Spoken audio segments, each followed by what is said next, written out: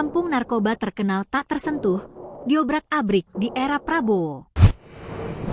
Yang bela nanti yang salah saya habiskan kalian semua.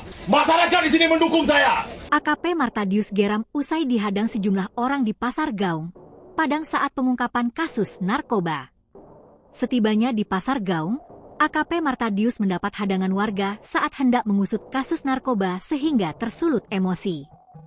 Publik menyebut sejak 90-an, Pasar Gaung yang dikenal kampung narkoba tidak tersentuh aparat kepolisian. Kampung narkoba yang terkenal tak tersentuh sejak 90-an, tulis akun XPTNI S1 Galang. Kemarahan Martadius memuncak usai mendapat hadangan warga di Pasar Gaung saat pengungkapan kasus narkoba. Akan tetapi, sikap tegasnya mengancam meratakan tempat tersebut lantaran dirinya mendapat dukungan dari rakyat.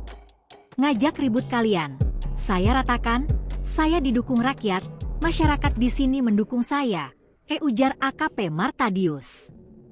Pada akhirnya dari sekian banyaknya orang lebih memilih mundur setelah AKP Martadius marah. Petugas gabungan berhasil mengamankan 7 orang terkait kasus narkoba, 4 diantaranya positif. Dukungan turut diberikan warganet terkait upaya pemberantasan narkoba di Padang.